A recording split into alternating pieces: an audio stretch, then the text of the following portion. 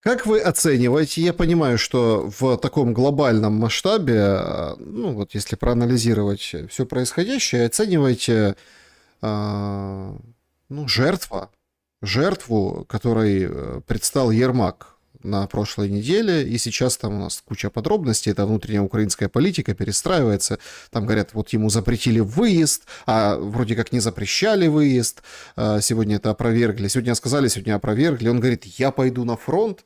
Вообще, конечно, политическую оценку я хотел бы, чтобы вы дали, и очень и очень ценен будет ваш комментарий как политического философа. Смотрите, какая интересная вещь. И это мы видим. Например, в России проворовавшиеся чиновники отправляются служить в СВО. Прям сегодня тоже новость какая-то была, тоже очередной товарищ, да, его взяли на горячем, а он, я пойду, долг родине отдам тем, что я, в общем, чтобы избежать уголовного преследования, пойду на войну.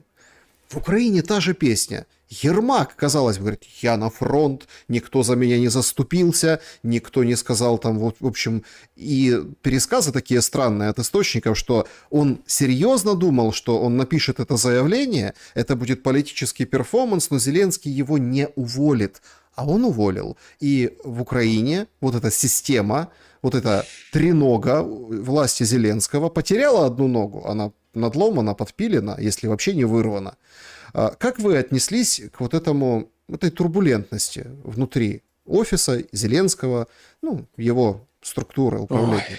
ну я вам говорил уже, для меня эти все события собака лает, караван идет. Абсолютно неважно, как зовут человека, находящегося в президентском кресле Украины, Залужный, Зеленский, не знаю, Порошенко, кто там еще, или длинный по списку. Все те, кто себя считают в оппозиции, неважно, кто там, Мархами или Ермак, вообще это все не важно. Это не важные вопросы.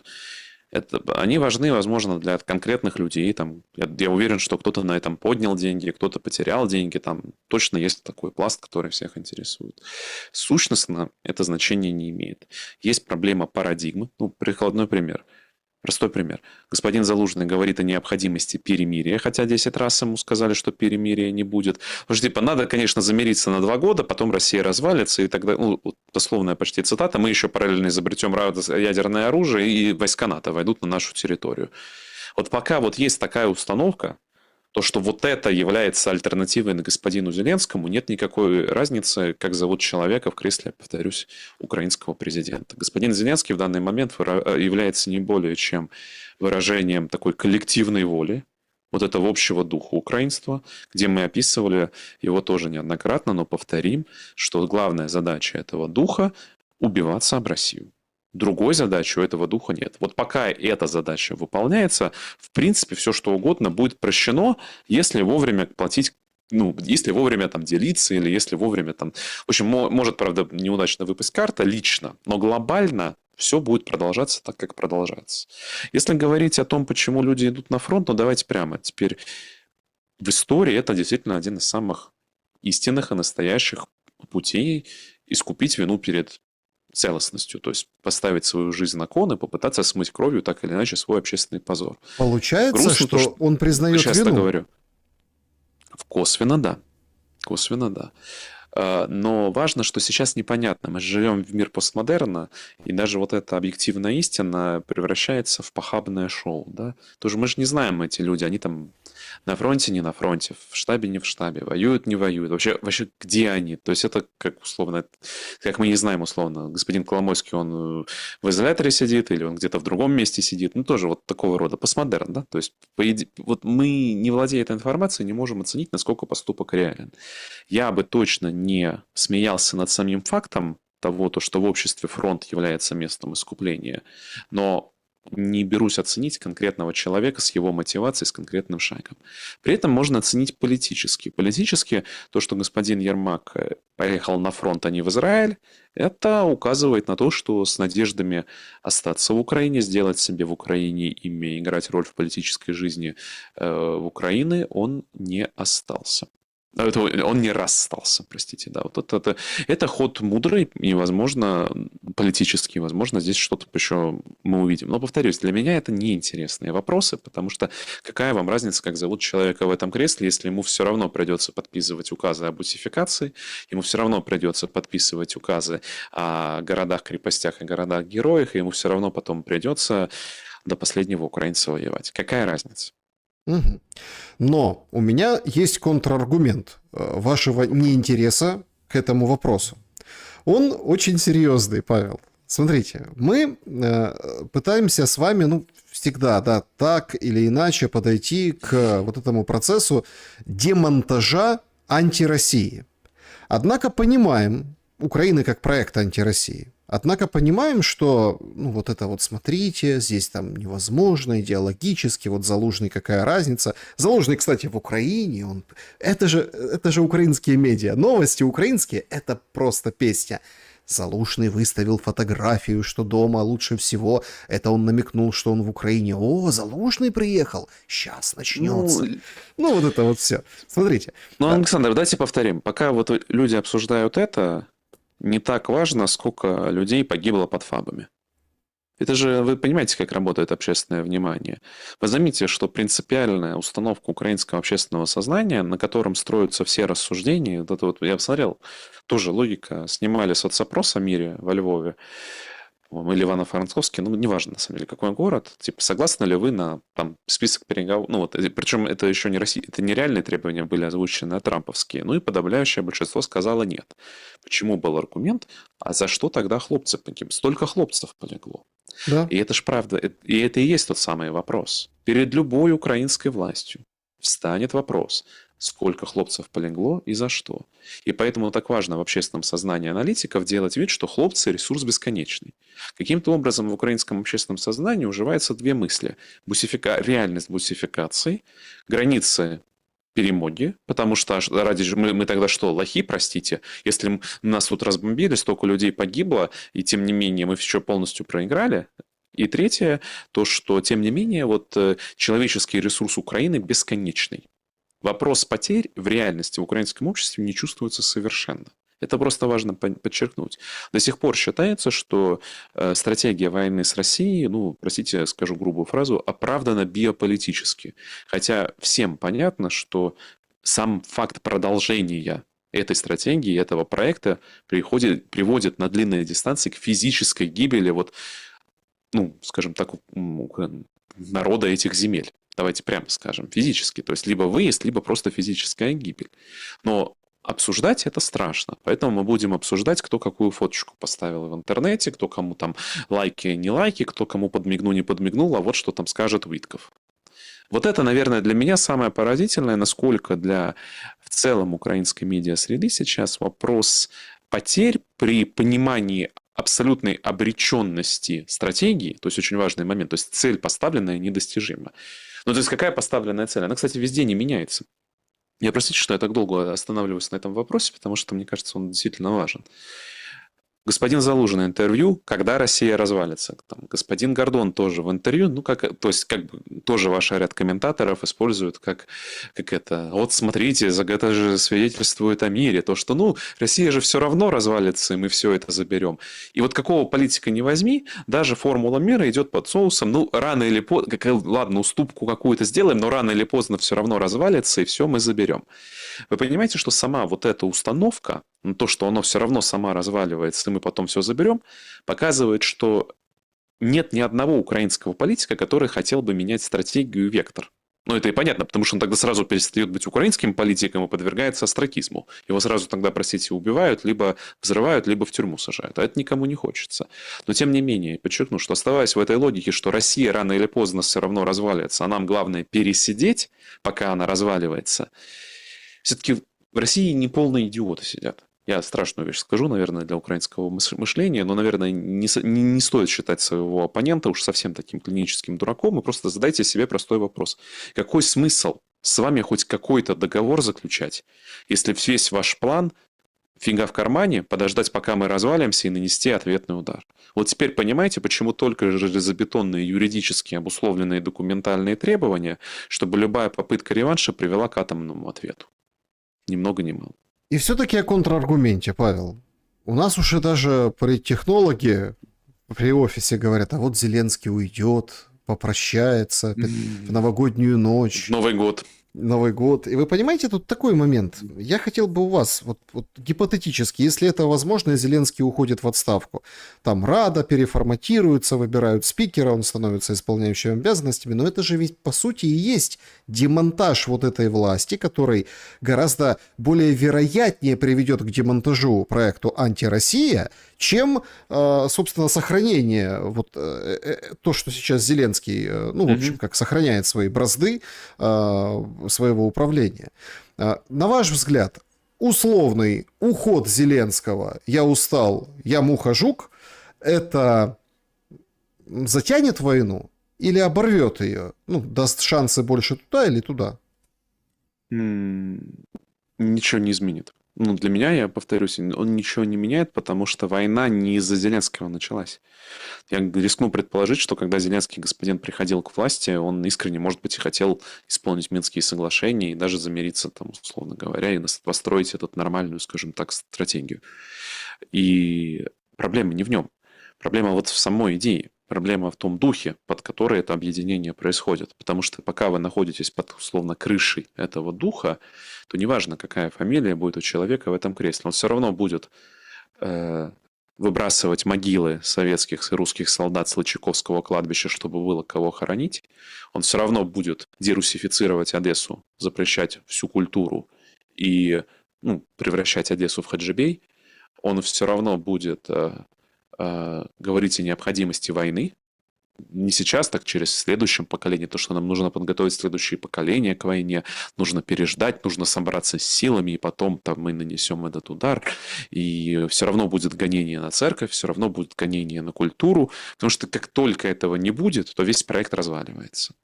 И в этом фундаментальная проблема. В этом фундаментальная задача. И здесь ключевой вопрос. Действительно, надо признать, что корни решения находятся в Москве. Вопрос вас можете признать. Допустимо ли, что Москва на какое-то время позволит решить свои задачи на Западном фронтире частично, да, чтобы переключиться на другие там фронты и так далее? На мой взгляд, на данном этапе нет. Потому что сейчас каждый месяц приносит рекордное продвижение российской армии. Российская армия, наконец-то, можно сделать, видимо, оценку, прошла критическую фазу своей перестройки, и все эти предложения России... представьте себе, что Советскому Союзу в 1944 году, стоя на границе Третьего Рейха, предложить, а вот сейчас давайте перемирие заключим.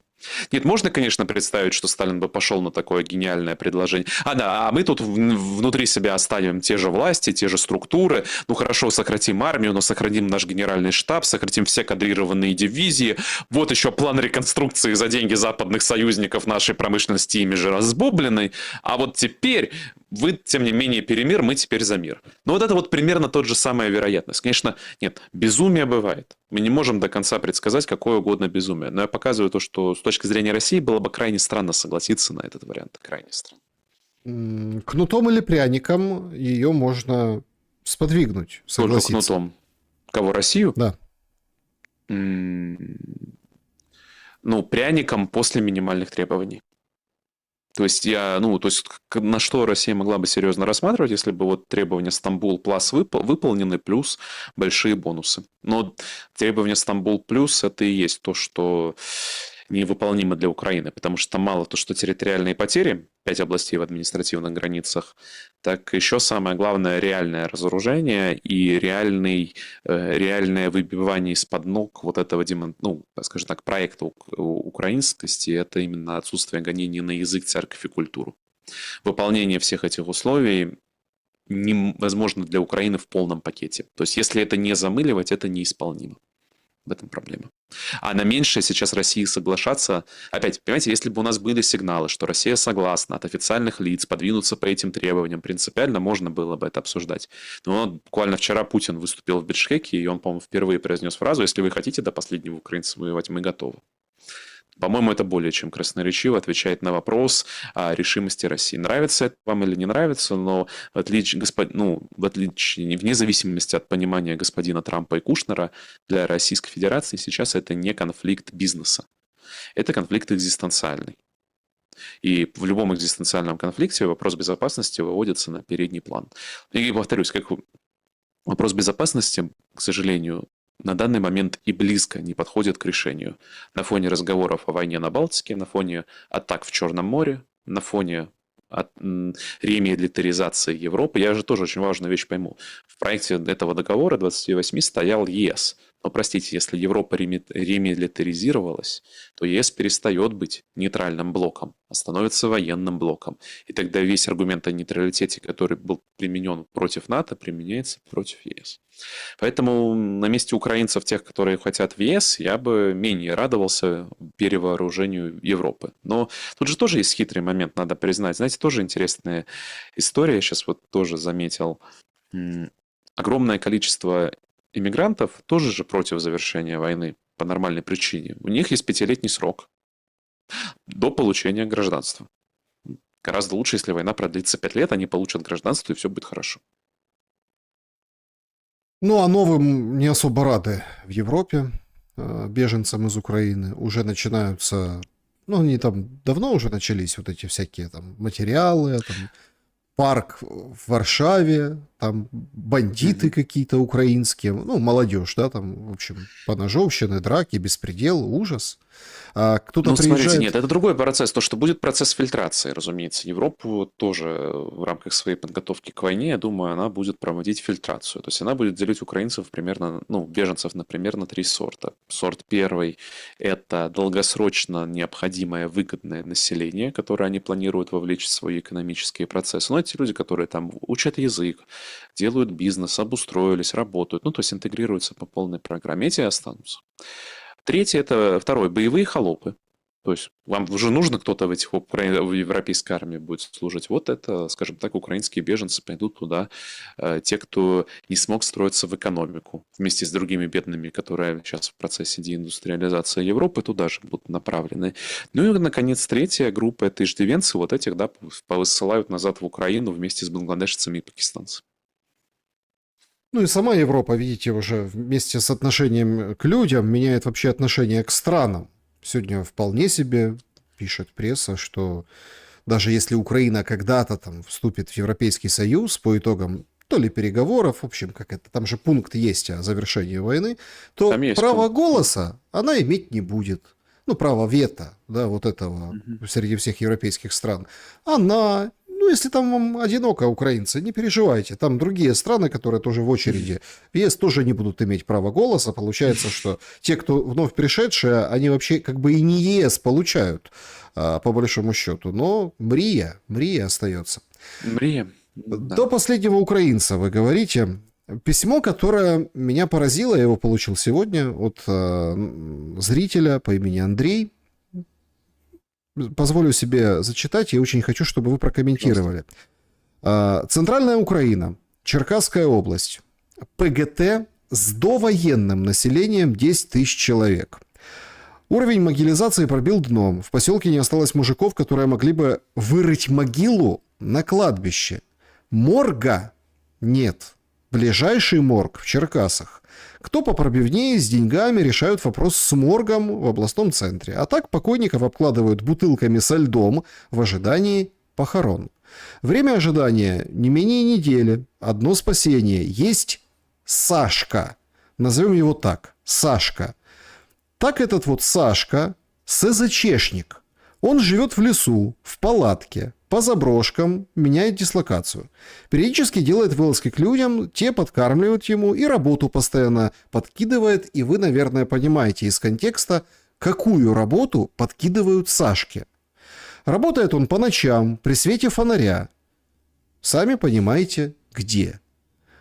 Украина, 21 век. Закончил свое письмо Андрей. Мы очень много с вами рассуждаем о руине. Но если посмотреть на одноэтажную Украину и вот эту конкретно историю, которую прислал человек о СЗЧшнике Сашке, то мы понимаем, что в одноэтажной Украине уже руина. Да. И она будет расти и дальше. Ближе к областным центрам, ближе к городам-миллионникам и дальше, дальше и дальше. Что может сделать общество для Сашки? Про общество не знаю. Да и вообще сложно тут давать советы. Я благодарен, что вы поставили эту историю, потому что часто за логическими сентенциями люди не понимают, ну, что скрывается за словами, какие истории за ними стоят. Так вот эти. К сожалению, именно эти. Когда я говорю о логических, там, ну, скажем так, предопределенности того или иного процесса, это же происходит без особой радости, мягко говоря. Эта трагедия реальна, и лучшее, что может сделать общество, задаться правильным вопросом, я вам так скажу. Задаться вопросом не «а нас за шо?», а «для чего это нам?». Какой урок из этой истории должны мы вынести? На какие грабли не стоит наступать, чтобы Сашке, СЗЧшнику по ночам не приходилось с лопатой закапывать, скажем так, людей погибших? Вот эти вопросы. А пока таких вопросов мы не поставили, трагедия Сашки остается его личной трагедией, на которую только можно откликнуться по-другому человечески. Ну, условно, конкретные люди, вот там было же это теплое слово, подкармливают они его. То есть накормят, если надо, обогреют, хочется надеяться, да, то есть вот это взаимопомощь, то есть та самая помощь ближнему конкретному. Нет возможности изменить что-то на глобальном уровне, но есть возможность, там, если к тебе вот постучался за куском хлеба этот СЖЧшник, не сдать его полицаю, а накормить его и, условно говоря, обогреть. Вот это, человек, вот это люди могут сделать. И при этом в сердце своем, но все-таки начать думать. Начать задаваться правильным вопросом, как оно так получилось. И мы снова говорили эту цитату Иеремия, то, что «два зла сделал передо мной народ мой, меня источник воды живой отринул, и выбили сосуды каменные, воды сдержать неспособные». То есть, положив в свое основание неправильное мироустройство, выбрав неправильный путь Андрея, ну, по сути, была запущена программа самоуничтожения. И да, и у каждого свое сердце отвечать в той мере, в какой мы эту программу принимали, принимаем, продолжаем принимать. И пока наши сердца ее принимают, вот эти операторы, будь то он Зеленский, будь то З, За, По, Ю, В, Г, Д, Б, З, они будут иметь возможность обеспечивать работу биореактора. Они будут обеспечивать возможность бытия страны как геодрона, которого Россия на своих границах не потерпит. Они будут продолжать работу по личному обогащению с одобрения людей в белых пробковых шлемах, в котором, простите, ну, сплошная прибыль со всей этой истории. Да? Там вопрос просто конкурирующие группы за эту прибыль, но их-то все это устраивают. За людей-то они ни Сашку, ни Ивана не считают, которые должны стрелять друг в друга. С их точки зрения, что смерть Сашки, что смерть Ивана – это плюс с точки зрения той будущей войны, которая становится неизбежной. Так а что это за будущая война? Ну, то есть... Как, ну Рейх, ну слушайте, ну что, ну Рейх, ну у Рейх, если создали Рейх, то Рейху надо идти на восток, у него программа такая. А меньше, чем Рейх, Европу не объединит. Понимаете, когда вы говорите... Я говорю, это вот вам натовские генералы говорят, у вас каждый вон европейский политик сейчас это говорит каждую неделю. У вас, как это, другие эксперты продолжают свидетельствовать о том, то, что Европа сейчас обрела новое я, они сейчас так перевооружатся, так перезапустят себя военно, но раз это все перезапущено, значит, надо куда-то направить. Понимаете, тут возникает же другой вопрос. А миссия вот этой будущей войны с Россией со стороны Европы какая? Вот, Двойная. Тут очень просто понять. Нет, здесь миссия очень хорошо понятна какая. Давайте сразу скажем. Она есть простая, материальная и более важная духовная. Но материальная понятно просто. У нас все, простите, горит. Нужно за чей-то счет продлить себе жизнь. Поэтому у России, как сказать, земли много, ресурсов, ну, объективно много. И нет, прямой контроль не обязательно. Но вот, слушайте, нам же все раскрыли, то, что, оказывается, все европейское чудо сидело на дешевых российских ресурсах. Значит, они снова нужны дешевые, а это можно сейчас будет взять только силой. Очень важно. То есть за бесценок. То есть дорогими американскими ресурсами Европа не спасется. И все европейское бюргерское благосостояние без колоний и без дешевого российского газа как-то тоже не работает. То есть есть тут простая прямая причина. Но есть и более большая духовная причина. Хотите вы того или не хотите, но Россия пока остается последним таким субъектом, который, выйдя из одного римского корня, очень важно, Россия прямой наследник Рима, еще не полностью поклонилась, так сказать, приветственным комитетам инклюзивного капитализма и прочих сборищ экуменистических. Это я про то событие, которое произошло в Никее, в Вознике. Вот вы видели этот совместный молебен Папы Римского и господина Варфоломея. И вот здесь тема ПЦУ начинает играть другими красками за всем, чем это нужно. Другими словами, духовно невозможно смириться, пока есть хотя бы одна страна, православная страна с возможностью субъектностью, которая полностью не легла под и глобалистский, не просто глобалистский, а именно экуменистический, антиимперский, ну и, по сути, такой, давайте прямо скажем, в общем, приветственный комитет встречи Антихриста, примерно так это можно обозвать. Вот пока вот есть хотя бы один такой субъект, который под это полностью не подписался, а даже если и подписался, то, вы знаете, не до конца, не искренне, и сохраняется возможность его возрождения, надо ликвидировать. И тут как-то совпадают желания прям обоих планов очень хорошо. Ну, погодите. Есть два момента, которые как бы я хочу, чтобы вы прокомментировали, потому что они выглядят как то, что противоречит вашей теории и утверждению. Момент первый. Папа Римский за то, что постановить войну и закончить войну в Украине. Он это делал неоднократно заявление, вот сейчас тоже. Да? И вообще Папа Римский такой, что и Палестину давайте государство. Это вот свежее. То есть Папа Римский, позиция. Хорошо. И второй момент. Вот я почему спрашиваю, а что вообще миссия какая войны, да, с Россией, я имею в виду Европы и России, большой войны. Вот, пожалуйста, город Брюссель. Сегодня пришли кадры. Открытие, ну, вот этой, скажем, вертеп, да, ну, вертеп. И чтобы Рождественский вертеп, да, так он называется. И чтобы, в общем-то, не уничижать чувства верующих мусульман, лиц нет на этих статуях. Ну, вы видели, да? То есть нет, просто... Смотрите, так это прекрасно. Это прекрасно сочетается, потому что же смысл-то вот этого глобального проекта, это же все промежуточные итоги. В идеале у вас должна получиться какая...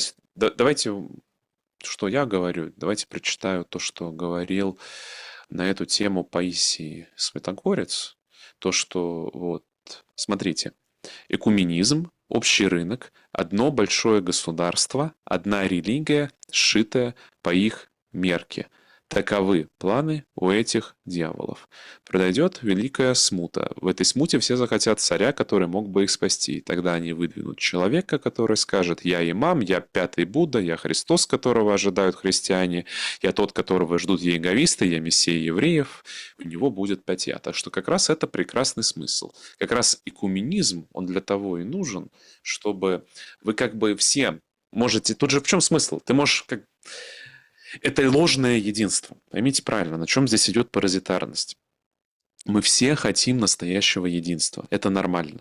То есть люди, особенно там человек с русской культуры, со всем всемирной отзывчивостью и прочим, и в целом истина зовет к сердцу каждого человека. Но это единство может быть обеспечено только единство в истине. То есть единство в истине, чтобы не предавая самое важное. А вот условный экуменизм, он что делает? Он это реальное желание всеединства, ну, по сути, которое теологически восходит к Новому Иерусалиму. То есть, если вы помните вот эти образы рая из пророков и образ рая из Откровения, то, что новое небо, новая земля, и все народы приносят Христу свою славу, и вот это все, и больше нет войны, и наступает настоящий мир.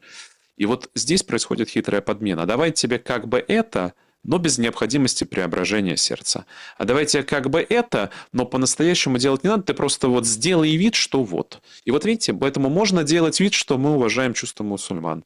Можно делать вид, что мы тут вместе молимся, хотя у нас там доктринальные различия по самым важным вопросам, тысячелетия неразрешенных вопросов. То есть, нет, если бы эта молитва предшествовала действительно там покаяние, четкое сказание, вот здесь 1000 лет, если бы условно папа сказал, вот здесь мы 1000 лет ошибались, а там Варфоломей бы сказал, а мы вот здесь, или патриарх бы сказал, вот здесь мы 1000 лет ошибались, а тут папа был прав, и поэтому теперь мы молимся, и у нас теперь общение, было бы тогда это хотя бы под какое-то основание было, а тут вот получается такая подмена.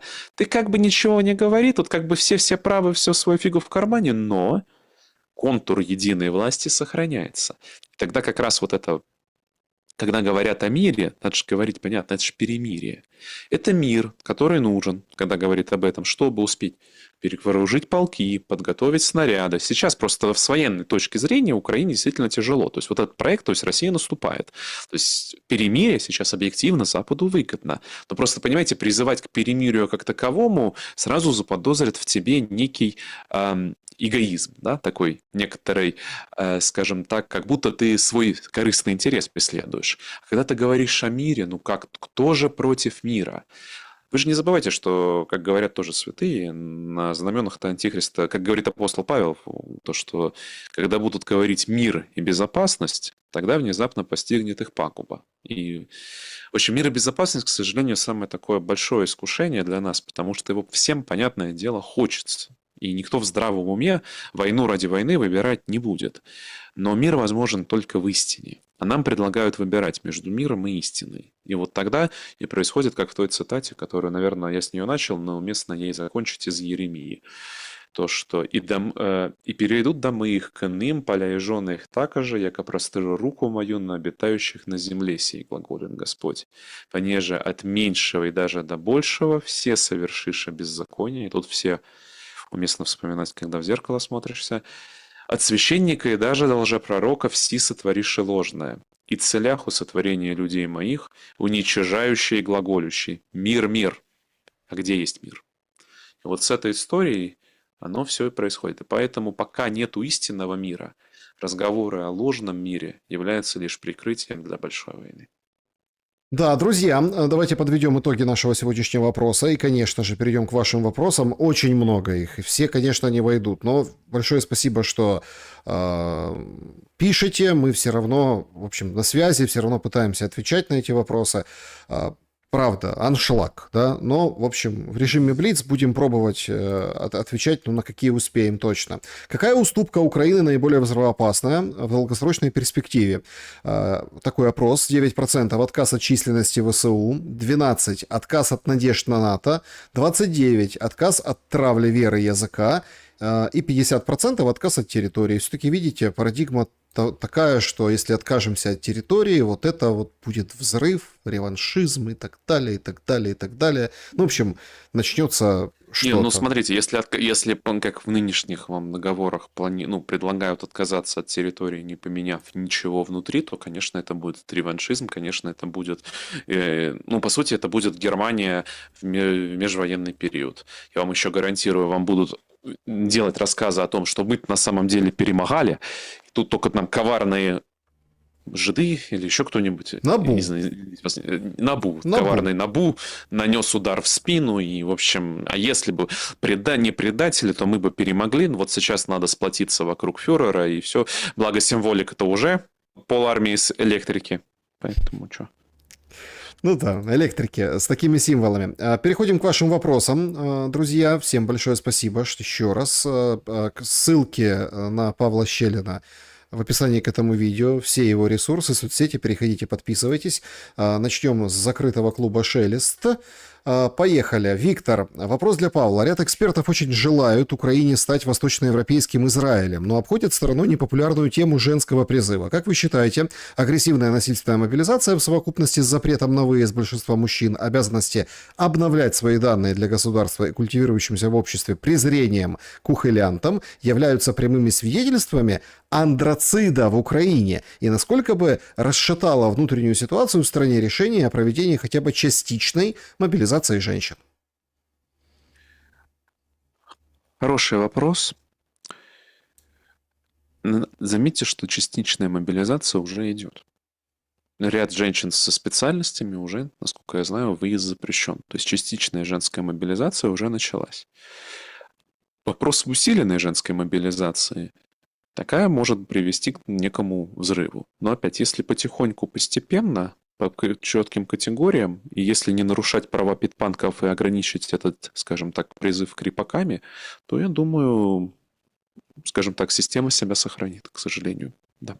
Но понятно, что в логике Украины, Израиль, Восточной Европы, прямо скажу, Украина не соответствует этому титулу по многим параметрам. Вот. даже фундаментально логически, но даже если предположить, что вы двигаетесь в эту, скажем так, в этом ключе, то это, да, это страна, которая постоянно воюет с соседями. И тогда, конечно, все население обязано быть в постоянной мобилизационной готовности. Почему на это должны соглашаться соседи, которые имеют возможность ликвидировать эту угрозу? Вопрос открытый.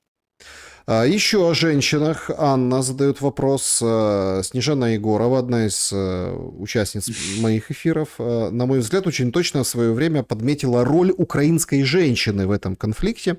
Они самые злобные, упоротые за бесконечную войну. Воспитывают детей в ненависти и мужчин не жалеют. Вы согласны с этим утверждением? И можете ли такое поведение, может быть, это поведение некой глобальной местью украинских женщин, украинским мужчинам за какие-то их несбывшиеся мечты, за то, что они не оправдали надежд и чаяний, за то, что просто именно украинская женщина содержала семью, подрабатывая на черных работах в той же России или в Польше?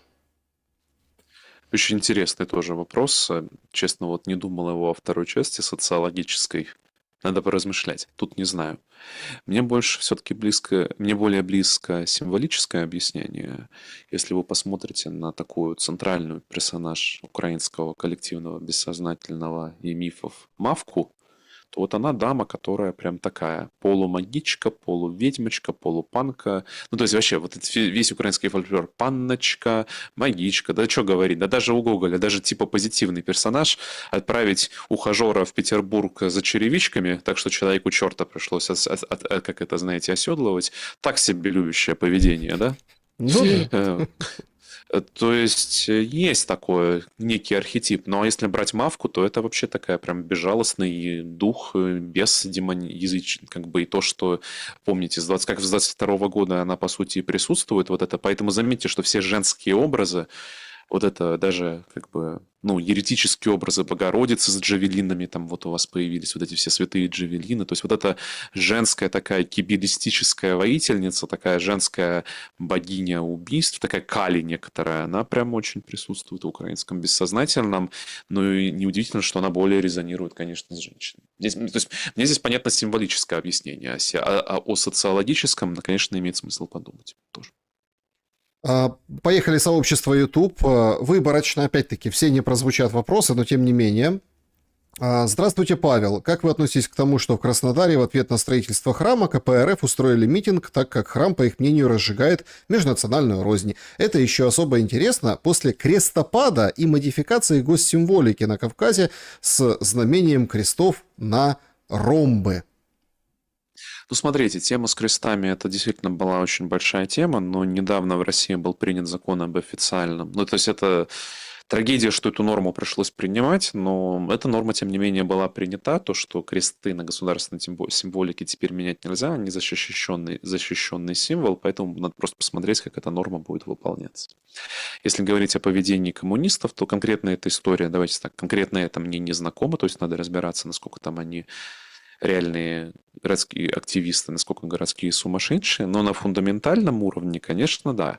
Это остается такая большая тоже слабость в российской идентичности, точно такая же, как многонациональность, куда не переименуют бить создателей этих, скажем так, обоих проектов. Я всегда напоминаю, что Карл Маркс похоронен на острове в Лондоне, на Уайтчепельском кладбище, и то, что все его свои труды он писал с материалов страданий британских рабочих, но так получилось то, что революции произошли где угодно, кроме как в Великобритании, да, то есть все совпадения случайно, да. Но вот эта тема, скажем так, старая линия работы по управлению недопущением возникновения конкурентного субъекта, а с точки зрения одного трона конкурентным субъектом может быть только другой трон, она, конечно, остается, и России здесь очень сложно, это длительная беседа, это длительная внутренняя дискуссия, которая идет.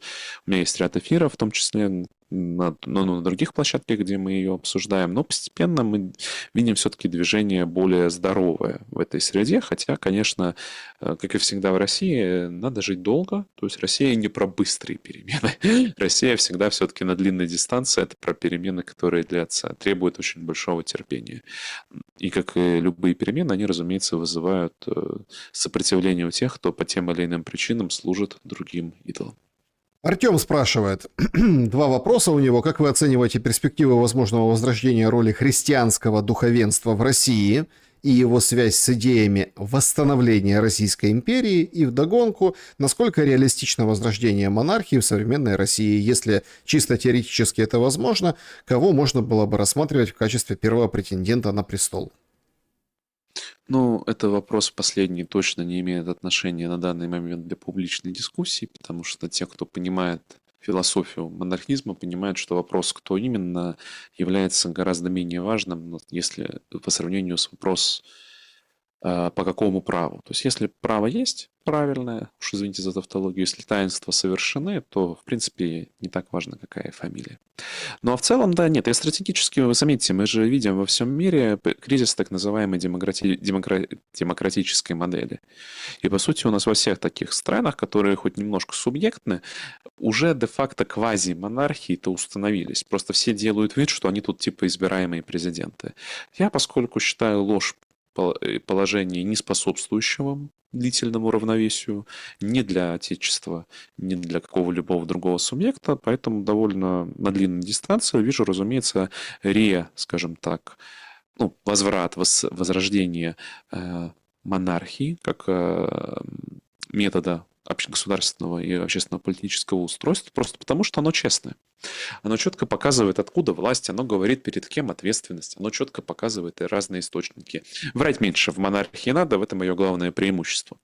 Вот. И, разумеется, финальный вопрос: нет ни одного царства без священства. Поэтому, разумеется, эта роль тоже является ключевой. И то, что в России сейчас мы видим, согласно последним данным, резко возросший интерес к церкви и к своей культуре, к своей традиции среди молодого поколения, моложе 20 лет, является, наверное, самой такой позитивной новостью, которая была за последние, скажем так, годы. Угу. Если вы из России. Я говорю, если вы из России, конечно. Здравствуйте, Александр и Павел. Павел, хочу узнать ваше мнение о Саграда де Фамилия в Барселоне. Насколько, по вашему мнению, это христианский храм? Ну, это творение Гауди, это, скажем так, он еще, по-моему, недостроен, но это католический храм. То есть для католиков это приемлемое выражение искусства. Храмы бывают разные. Тут, если вы поездите по странам, далеко не все они выполнены вот в традиции, скажем так, русского зодчества. Ну, это не факт. Даже православные храмы бывают тоже очень разные по своему убранству, но там все-таки каноны соблюдаются больше. У католиков свободы побольше. Побольше там иногда храм может быть очень такой, похож, знаете, такую на протестантскую просто коробку. Но, с другой стороны, все-таки важно подчеркнуть, главное в храме, все-таки главное, это, то есть все остальное прекрасно, и правильный свет, и правильный звук, и правильный запах, это все способствует нашему, скажем так, движению наверх. Но главное, чтобы, как понять, где храм, а где не храм, служится ли там Евхаристия, совершается ли там таинство литургии. Вот если в храме совершается канонично, ну, то есть истинная литургия, значит, это храм. И с этой точки зрения квартира может быть храмом, и деревом, так, это пень в лесу может быть храмом, если там совершается литургия. Александр, добрый вечер. Павел, вы верующий человек, но задам такой вопрос непростой, наверное. Как вы относитесь к такой версии, что нашу веру православную изменили и переподчинили после Никоновской реформы, превратив ее практически в филиал униатской веры, и многие притязания к Руси со стороны Запада связаны именно с этим, как к вассалу и территориям, которые так до конца не покорились? Ну, тема раскола – это одна из центральных, скажем, там тем, которых я обсуждаю. Считаю, что раскол 17 века является огромной трагедией. Я считаю то, что ваш вопрос важен самим своим фактом, но я не могу полностью с ним согласиться. То есть я не считаю то, что скажем так, старообрядческая версия была абсолютно истинной и верной. И тот факт, то, что потом старообрядство себя не сохранило. То есть, смотрите, ереси в истории церкви случались постоянно. Арианство, то есть был период иконоборчества, да, но всегда потом происходило возрождение и не прерывалась преемственность священства. Тот факт, что в старообрядческой традиции у нас появились множество протестантских направлении от Хлыстов до Дермаляев, а возрождение непрерывное священство произошло, по сути, только в 20 веке через обратное рукоположение, там, интересно, ну, тут очень длительный процесс, говорит о многом. То есть однозначно раскол и осмысление раскола. И здесь вот, кстати, вашим зрителям с Украины Александр тоже имеет прямое отношение, является центральной сегодня для русской традиции. Вообще нам по-настоящему мир внутри, заметьте, только внутри, а вне я даже не говорю, имеет надежду на него получить только когда мы переосмыслим наш 17 век во всем его трагизме. От руины до раскола, от смута до необходимости модернизации, от бунта до, скажем так, опалы, вот во всех этих ключевых, скажем так, до крепостного права, да, то есть во всем вот этой его двойственной трагичности. И пока у нас не получается вместить его как полноту. То есть какие-то моменты, то есть какие-то грани старообрядческая критика более чем справедлива. Абсолютно. То есть то, что сам факт, что государство по сути записало в раскольники большую часть страны, это даром не прошло. Но и при этом сказать, что государство в тот момент полностью было неправо или действовало просто безумно, потому что, знаете ли, там им масоны нашептали, тоже будет неправда. Да, к сожалению, все гораздо сложнее. При этом, как вы подчеркнули, почему не это, тема Киево-Могилянского духовенства в расколе, ой, как не раскрыта, которая имеет очень большое значение. Вообще тема всей Украины в этой истории. И это, давайте так кратко говорить про это сложно. Ну, то есть у меня пара эфиров на эту тему есть. Я просто подчеркну сейчас важность вашего вопроса. Возможно, самый важный вопрос из тех, кто сегодня был задан. Ну и призову вас копать дальше, копать больше. Приходите ко мне в чат, там на эту тему подробно пообщаемся. Да, в чат. И, в общем, следите за эфирами, за публикациями. Все ссылки на Павла в описании к этому видео. Значит, Александр, пожалуйста, Юрий спрашивает. Спросите у Павла. Узнают ли его на улице и просят ли сфотографироваться? Слава богу, пока сфотографироваться просили очень редко. Было пару раз, врать не буду, иногда узнают. Бывает такое. Но редко, слава богу. Так, значит, Павел, объясните, пожалуйста. Украинцы хорошо относятся к Турции, которая захватила часть Кипра. Они хорошо относятся к Израилю, который захватил Голаны. Ни слова упрека в адрес этих стран со стороны официального Киева, ни со стороны простых украинцев, ни притом украинцы ненавидят Россию, которая захватила Крым и ЛДНР. Как вы можете объяснить такую избирательность? Или у всех можно, а у Украины ни-ни? Вы не понимаете, это другое. Ну, мем, простите, тут просто мемы вставлять. Ну, давайте прямо скажем, последовательность мышления – это роскошь, которая в современном медиа и общественном пространстве считается избыточной и ненужной. Ну, у вас правильный вопрос. Ну, что тут сказать, да. Татьяна, добрый вечер. Павел, вы, наверное, слышали, что идеологии СССР называют христианские заповеди только без самой главной. Первое, вместо Бога поставили человека и начали ему поклоняться. Как вы думаете, это и есть главная причина распада СССР, и тогда Советский Союз не был атеистическим государством? Ну, с этой точки зрения я вообще не считаю, что существуют атеистические государства. То есть я считаю то, что любое государство собрано вокруг некого идеологического принципа, который либо который де-факто сакрален.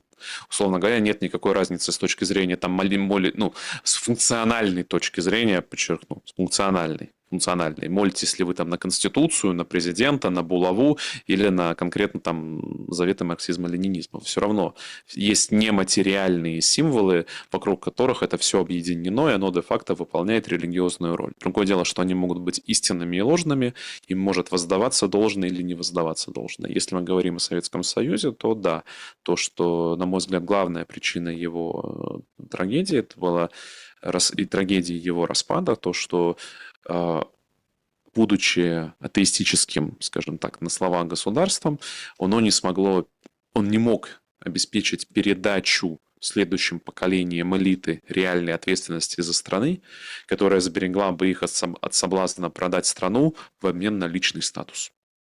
И вот это первое, а второе, фундаментальный титул: на длинной дистанции поколенческой христианские заповеди без Христа не работают. Нельзя быть христианином без Христа на длинной дистанции. К сожалению, экспериментальным образом это было подтверждено в один из этапов жизни нашего Отечества. Так, значит, здравствуйте, Сергей пишет. Спросите, пожалуйста, Павла. Есть мнение, что сильные мира всего делятся на черный интернационал, Трамп, Папа Дугин, красный, Сиси, Кириенко и голубые, Путин, Байден, Макрон. Согласны ли вы с этой классификацией и к кому бы причислили себя? Нет, я с этой классификацией не согласен. Там, на мой взгляд, все гораздо более разнообразно и интересно, честно скажу. По поводу интернационалов, ну да. Нет, ну давай так, тот факт, что интернационал, это если под интернационалом понимается то, что элитные лояльности часто имеют трансграничный характер и строятся по иному принципу, чем написано в уставе ООН, да. Но конкретно это деление, синий, красный и черный, на мой взгляд, не является точным, не является самым удачным. Просто это все. Такой вопрос. Александр, спросите, пожалуйста, у Павла, какой у него IQ? И знает ли Павел, кто лучше всех проходит тесты на IQ? Ответ. Составители тестов на IQ. Ну, спасибо за ответ на ваш второй вопрос, а на первый не знаю, не проходил.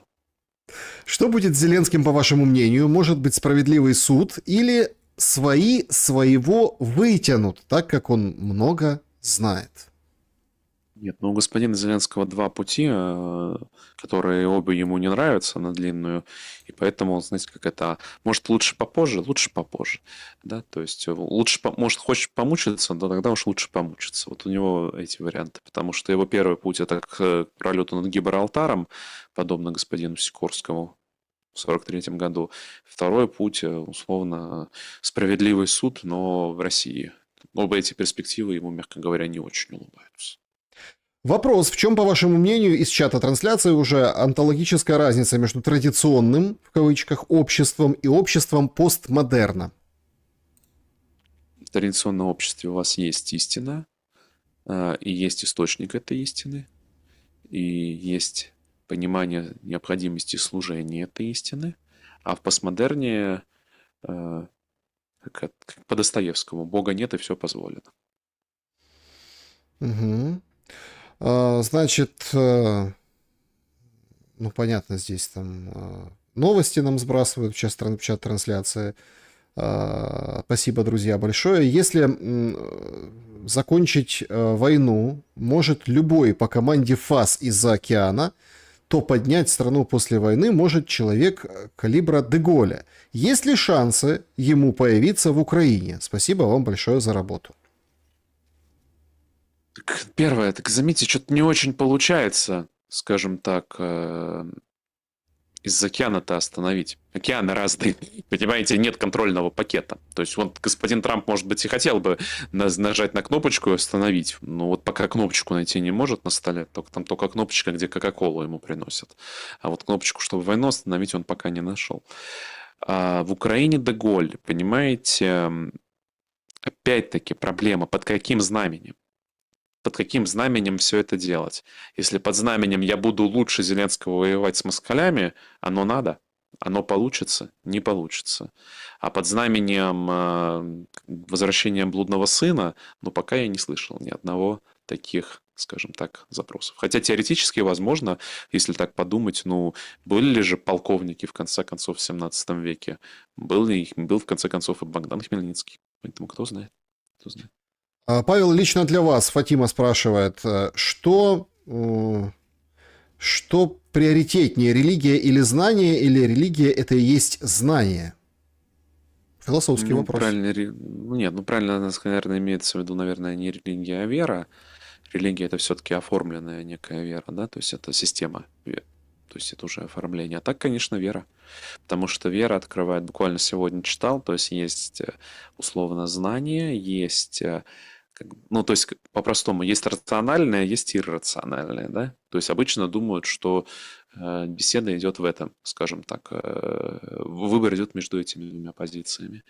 А вера дает доступ к сверхзнанию. То, что, если угодно, превосходит категорию сверхрациональному, да? То есть, она превосходит категорию рациональности. Но это вот православная, скажем так, гносеология. Павел, что реально может изменить в Европе желание воевать с Россией? Ну, давайте так, желания-то мало. Опять посмотреть желание чего. Понимаете, в чем проблема? У вас есть желание элитных групп. Да? То есть у нас есть элитные группы, у которых война с Россией единственный путь сохранения статуса, причем глобального статуса, причем они не для того все это устраивали, чтобы превращаться в ненужных, там, не знаю, правителей Центральной Азии. Безо всяких ошибок, без обид личных представителям Центральной Азии, ничего не имею против, воспроизвожу, так сказать, европейский взгляд на эти вещи. Давайте назовем индейцами. Да, не для этого они, скажем так, все это делали, чтобы индейцами становиться. Поэтому им, как это... А дальше анекдот про Вовочку. Папа, ты будешь меньше пить? Нет, сынок, ты будешь меньше есть. Поэтому им, в принципе, не важно. Они готовы ради этого шанса сохранения себя пойти, в принципе, на любой риск. Что их может остановить? Но только если они будут заняты чем-то более насущным. Например, бунты подавлять на улицах, там, я не знаю, еще внутренняя война у них гражданская начнется. Вот это их может, скажем так, переключить их внимание с задачи общего дела на задачу спасения своей частной шкуры. Но для этого надо заниматься дипломатией. А этим пока не занимается особо никто. Ну, еще один вопрос. Масонство. Орудие глобалистов. Если это мягкая сила глобалистов, то почему в России масонство не запрещают, как в ряде арабских стран, или как в Советской России с 18 года по 1988? Ну, зачем было запрещать в Советском Союзе масонство, когда и так структуры прекрасно работали, просто так не назывались. Вот. А если говорить... Почему? Ну, потому что Россия же тоже, она весь свой путь до конца не прошла. У нее двойственное положение, как это. Я же напоминаю, то, что главный принцип нашего отечества – либерал-государственник. За державу, конечно, обидно, но за деньги, конечно, да. И вот как бы вот в этом дихотомии оно вот определяется. Поэтому отсюда вот такие курьезные моменты, которые вы подчеркиваете. Ну, а традиционно, да, но масоны действительно искренне верят в необходимость вот этого глобального общемирового проекта, гуманитарного человеческого братства, и они способствуют всем тем силам, которые, с их точки зрения, это глобальное человеческое братство и создают. Поэтому тут люди просто последовательны в своих убеждениях. Друзья, всем большое спасибо за то, что были на нашем сегодняшнем эфире. Павел благодарен за время и мысли. Спасибо, Александр. Друзья, подписывайтесь на Павла Щелина, все ссылки в описании, поставьте лайк этому эфиру, ну и, конечно, подпишитесь, если не подписаны, на мой канал. Берегите себя и друг друга.